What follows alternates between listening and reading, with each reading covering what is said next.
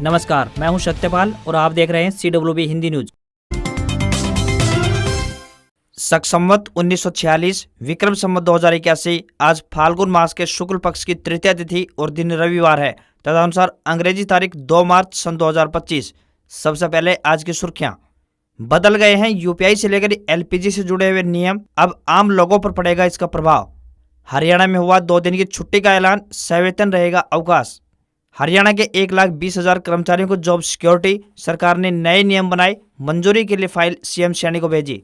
हरियाणा में handicap pension योजना की शुरुआत, ऐसे करें आवेदन, बताएंगे पूरी अपडेट। गांव की ढाणियों में घरेलू बिजली कनेक्शन के लिए 2 श्रेणियां निर्धारित, उपभोक्ता को देना होगा इतना खर्चा। हरियाणा में कर्मचारियों व अधिकारियों के लिए जारी हुए ये निर्देश, जानिए पूरी अपडेट। हरियाणा में 8वीं क्लास तक की परीक्षाओं की डेटशीट जारी, 10 मार्च से 24 मार्च तक चलेंगी परीक्षाएं।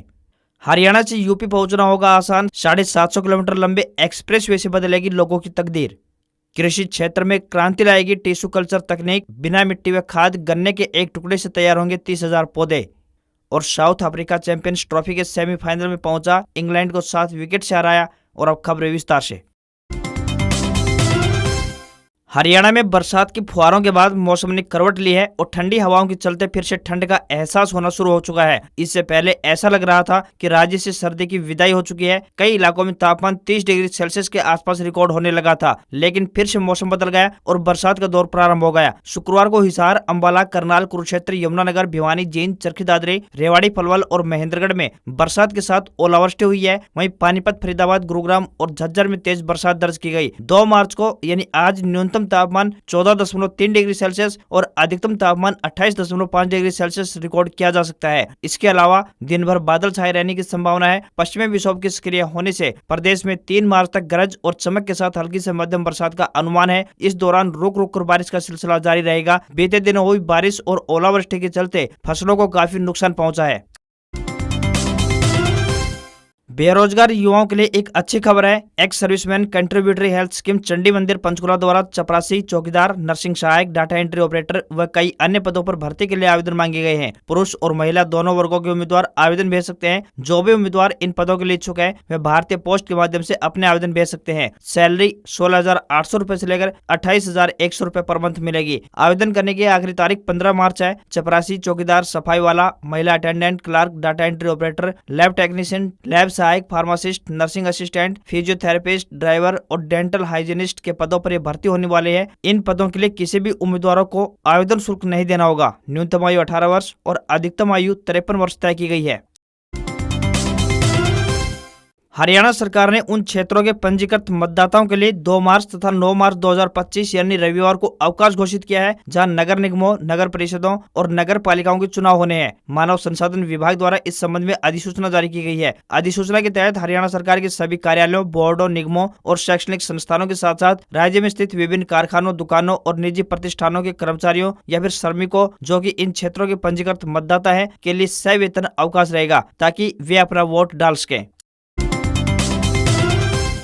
हरियाणा सरकार के 1,20,000 अस्थायी कर्मचारियों को जॉब सिक्योरिटी देने के लिए नियम तैयार किए जाएंगे। इसके लिए सरकार ने सीनियर IAS अधिकारियों की एक कमेटी बनाई थी। कमेटी ने कई बैठकें करने के बाद नियमों का मसौदा निर्धारित कर मुख्य सचिव को प्रस्तुत कर दिया है। मुख्य सचिव अनुराग रस्तोगी ने ये नियम मुख्यमंत्री नायब सिंह सैनी के पास स्वीकृति के लिए भेज दिए हैं। मुख्यमंत्री की अनुमति मिलने के बाद नियम अधिसूचित हो जाएंगे। इन नियमों से साफ होगा कि आउटसोर्सिंग पॉलिसी पार्ट 1 के तहत लगे अस्थायी कर्मचारियों को जॉब सिक्योरिटी मिलेगी। अधिनियम में लिखा गया है कि कोई भी अस्थायी कर्मचारी जिसको 15 अगस्त 2024 को 5 साल हो गए हैं, उसका वेतन 50,000 रुपए से कम है, उन्हें जॉब सिक्योरिटी मिलेगी। मुख्यमंत्री नायब सिंह सैनी ने भी कई बार प्रेस कॉन्फ्रेंस और जनसभाओं में जानकारी दी है कि outsourcing policy part 1, outsourcing policy part 2 और हरियाणा कौशल रोजगार निगम में लगे अस्थायी कर्मचारियों को जॉब सिक्योरिटी दे दी है। मुख्यमंत्री नायब सिंह सैनी के मुख्य प्रधान सचिव राजेश खुल्लर का भी उद्देश्य यही था कि 50,000 रुपए से कम वेतन पाने वाले और 5 साल की सेवा पूरी करने वाले सभी अस्थायी कर्मचारियों को जॉब सिक्योरिटी मिलेगी।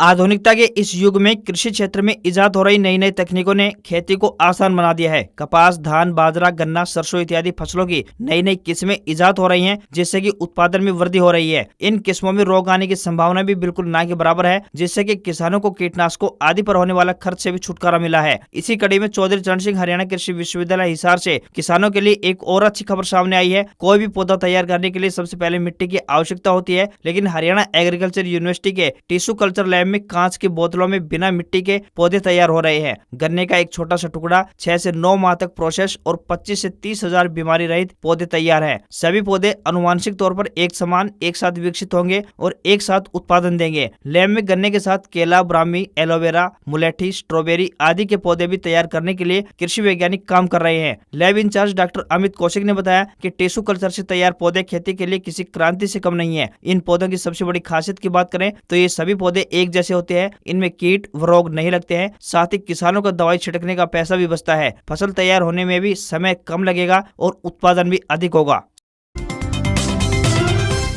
दक्षिण हरियाणा के रेवाड़ी जिले में शुक्रवार की रात आसमान से आफत बरसी है। यहाँ 50 से अधिक गांव में ओलावृष्टि से फसलों को खासा नुकसान पहुंचा है। गेहूं व सरसों की फसल में तकरीबन 75% से अधिक नुकसान हुआ है। ओलावृष्टि से प्रभावित किसानों ने सरकार से उचित मुआवजा राशि की मांग की है। रेवाड़ी के बावल, कुंड व खोल ब्लॉक के गाँव में ओलावृष्टि से ज्यादा नुकसान पहुंचा है। किसानों का कहना है कि ओलावृष्टि के कारण पककर तैयार हो चुकी सरसों की फसल की टहनियां टूट चुकी है। खाद, पानी, स्प्रे इत्यादि पर खर्च कर कड़ी मेहनत से फसल को तैयार किया गया था और अब केवल उन्हें मेहनत का फल मिलना बाकी था, लेकिन ओलावृष्टि ने सारे सपने चकनाचूर कर दिए हैं। इस बार पाले की मार से भी किसानों की फसलें बची तो ओलावृष्टि ने चौपट कर दी। कृषि विभाग की ओर से फसल क्षतिपूर्ति पोर्टल खोला जा सकता है, जहां ओलावृष्टि से प्रभावित किसान 72 घंटे के दौरान अपनी शिकायतें दर्ज करवा सकते हैं। इसके बाद बीमा कंपनी और कृषि विभाग के अधिकारी नुकसान का जायजा लेने पहुंचेंगे। नुकसान के आकलन में खराबे की प्रतिशत के आधार पर किसानों को उचित मुआवजा मिलेगा। वहीं भारतीय किसान यूनियन चड़ोनी के प्रधान ने जल्द से जल्द गिरदावरी की मांग उठाते हुए कहा कि बिना फसल बीमा वाले किसानों को भी जल्द मुआवजा देकर राहत देनी चाहिए।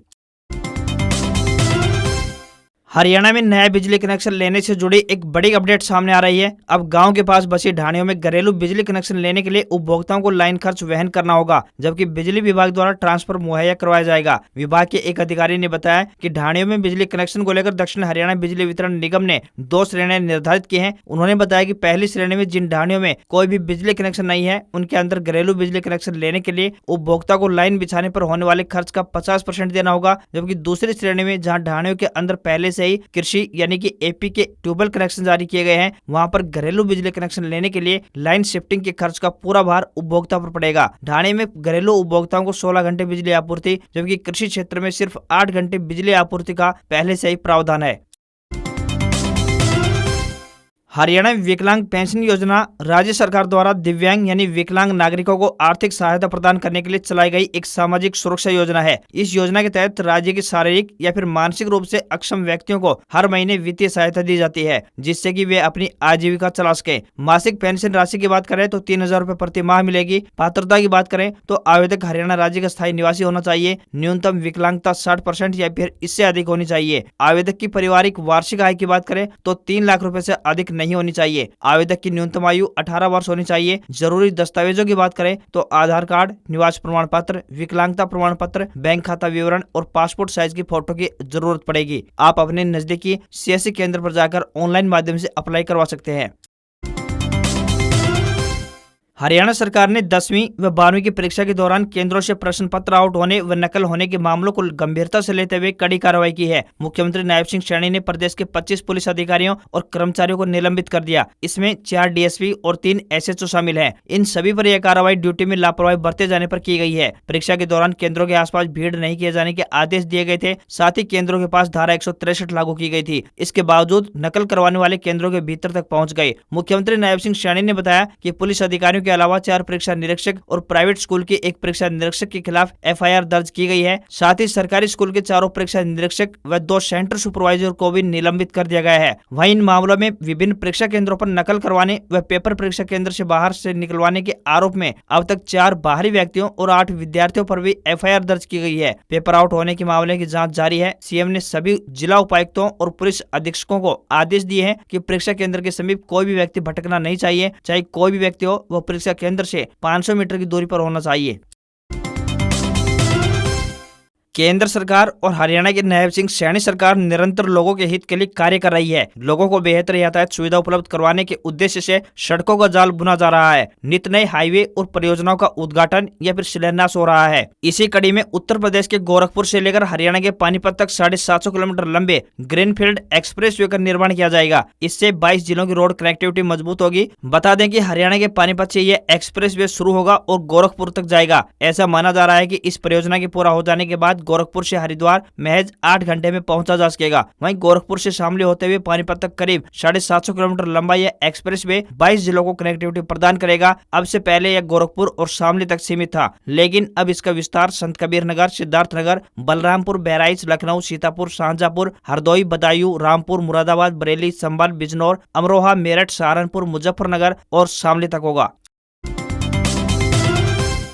मार्च महीने की शुरुआत से ही देश में कुछ नियमों में बदलाव का ऐलान किया गया है। इसमें गैस सिलेंडर से लेकर लेन देन संबंधित कुछ बड़े नियम भी शामिल हैं। इसी के बारे में जानकारी देने वाले हैं। मार्च महीने की शुरुआत से ही ऑनलाइन पेमेंट करने वालों से लेकर गैस सिलेंडर का इस्तेमाल में बड़ा बदलाव हुआ है। 1 मार्च 2025 से यूनिफाइड पेमेंट इंटरफेस में लेन देन से जुड़ा हुआ एक बदलाव हुआ है। यह बदलाव भारतीय बीमा विनियामक और विकास प्राधिकरण की तरफ से नए नियम से संबंधित है। इंश्योरेंस प्रीमियम पेमेंट सिस्टम से संबंधित चेंज के तहत बीमा प्रीमियम का भुगतान भी अब पहले की तुलना में काफी आसान हो जाएगा। यूपीआई सिस्टम के जरिए बीमा भुगतान अब आसानी से किया जा सकेगा। तेल कंपनियों की तरफ से 19 किलोग्राम के कमर्शियल गैस सिलेंडर की कीमतों में बढ़ोतरी कर दी गई है। इसकी कीमतों में 6 रुपए का इजाफा किया गया है। दिल्ली में अब इसकी नई कीमत 6 रुपए बढ़कर 1803 रुपए पहुंच गई है, जबकि पहले 1797 रुपए में मिल रहा था। हवाई ईंधन यानी कि एयर टर्बाइन फ्यूल की कीमत में भी संशोधन किया गया है। 1 मार्च 2025 को एटीएम प्राइस में 0.23% तक का बदलाव किया गया है। वहीं पंजाब नेशनल बैंक की तरफ से सभी खाताधारकों के लिए केवाईसी अपडेट को अनिवार्य किया गया है। ऐसे ग्राहक जिन्होंने अभी तक इस संबंध में डॉक्यूमेंट अपलोड नहीं करवाए हैं, वह तुरंत अपना काम पूरा कर ले, नहीं तो उनके बैंक अकाउंट को बंद कर दिया जाएगा। वहीं म्यूचुअल फंड और डीमेट खाता धारकों के लिए भी नियमों में बड़ा बदलाव किया गया है। अब एक अकाउंट के साथ ज्यादा से ज्यादा 10 नॉमिनी को ऐड किया जा सकेगा। पहले नॉमिनी जोड़ने की संख्या कम और सीमित हुआ करती थी, परंतु अब इसे बढ़ाकर 10 कर दिया गया है। हरियाणा सरकार ने सरकारी कर्मचारियों की अदालत में गवाही व सबूत पेश करने के लिए ऑडियो वीडियो इलेक्ट्रॉनिक माध्यम का उपयोग करने के निर्देश जारी किए हैं। मुख्य सचिव अनुराग रस्तोगी ने सभी प्रशासनिक सचिवों, विभागाध्यक्षों, प्रबंध निदेशकों व बोर्डों एवं निगमों के मुख्य प्रशासकों को लिखे पत्र में इसका सख्ती से पालन करने को कहा गया है। निर्देशों के मुताबिक सभी सरकारी अधिकारियों व कर्मचारियों की गवाही व जाँच ऑडियो वीडियो कॉन्फ्रेंस यानी वीसी के जरिए होगी। इसके लिए न्यायालय अधिकारी व पब्लिक प्रोसिक्यूटर से तालमेल करना होगा। बता दें कि आदेश में कहा गया है कि यदि अदालत सबूत पेश करने के लिए किसी अधिकारी या कर्मचारी की प्रत्यक्ष उपस्थिति को अनिवार्य करता है तो उसे अपने कार्यालय प्रमुख से अनुमति लेनी होगी। बिना अनुमति जाने वाले को टीए व डीए नहीं दिया जाएगा। साथ ही उनके खिलाफ अनुशासनात्मक कार्रवाई भी की जा सकती है। हरियाणा शिक्षा निदेशालय ने बाल वाटिका से 8वीं कक्षा तक पढ़ने वाले विद्यार्थियों की परीक्षाओं के लिए डेट शीट जारी कर दी है। बाल वाटिका से 5वीं कक्षा के छात्रों की परीक्षा अब 17 मार्च को प्रारंभ होगी, जो कि 22 मार्च तक चलेगी। इसी तरह कक्षा 6ठी से लेकर 8वीं तक की परीक्षाएं 10 मार्च से प्रारंभ होंगी, जो कि 24 मार्च तक चलेंगी। बाल वाटिका से 5वीं कक्षा तक की परीक्षा लगातार होंगी, जबकि 6ठी से लेकर के 8वीं तक की परीक्षाओं के बीच में 1 से 3 दिन तक की छुट्टियां रहेंगी। शिक्षा निदेशालय ने प्रदेश भर के सभी जिला मौलिक शिक्षा अधिकारियों यानी DWO, ब्लॉक शिक्षा अधिकारी यानी BEO व ब्लॉक मौलिक शिक्षा अधिकारी यानी BWO को पत्र जारी कर दिया गया है, जिसमें निर्देश दिए गए हैं कि वे वार्षिक परीक्षाओं को लेकर स्कूल स्तर पर तैयारियां पूरी कर ले, समय से सभी प्रबंध किए जाएं ताकि परीक्षाएं शांतिपूर्वक आयोजित करवाई जा सके। वहीं इन मूल्यांकन परीक्षाओं का पूरा रिकॉर्ड भी बनाए रखना होगा। हायर इंडिया ने कलरफुल भारतीय बाजार में किनोची एयर कंडीशनर यानी एसी की एक नई रेंज लॉन्च की है। यह किनोची की प्रीमियम कलरफुल लिमिटेड एडिशन है। कंपनी ने इसे 1.6 टन कैपेसिटी के साथ 3 कलर वेरिएंट में पेश किया है और इसकी कीमत 49,990 रुपए रखी गई है। किनोची लिमिटेड एडिशन एसी में AI driven supersonic cooling technology दी गई है, जिससे कि 60 डिग्री सेल्सियस तक के तापमान में भी सिर्फ 10 सेकंड में 20 गुना फास्ट कूलिंग मिलती है। एसी में फास्ट सेल्फ क्लीन टेक्नोलॉजी दी गई है। कंपनी का दावा है कि यह 99.9% स्टरलाइजेशन करता है, जिससे कि इंडोर में फास्ट और साफ हवा मिलती है। 60 डिग्री सेल्सियस तापमान को 10 सेकंड में नॉर्मल तापमान में लाने की इसमें क्षमता है। यूजर्स को real time power monitoring, AI powered energy optimisation, smart electricity चुनने का भी ऑप्शन मिलेगा। इस हफ्ते सोने व चांदी के दाम में गिरावट देखने को मिली है। पिछले शनिवार यानी 22 फरवरी को 10 ग्राम 24 कैरेट गोल्ड का दाम 86,092 रुपए था, जो कि अब 85,056 रुपए पर पहुंच गया है। यानी इस हफ्ते इसके दाम 1,036 रुपए कम हुए हैं। चांदी के दाम 3,667 रुपए कम होकर 93,480 रुपए प्रति किलो पर पहुंच गए हैं। पिछले शनिवार को ये 97,147 रुपए प्रति किलो पर थी। वहीं दिल्ली में 10 ग्राम 22 कैरेट सोने की कीमत 79,550 रुपए और 10 ग्राम के 24 कैरेट गोल्ड की कीमत 86,770 रुपए पहुंच गई है। आज खबरों में इतना ही। देखते रहिए आपका अपना हरियाणा का सबसे बेहतरीन news channel CWB Hindi news. नमस्कार। इसी आशा के साथ आपका दिन शुभ रहे।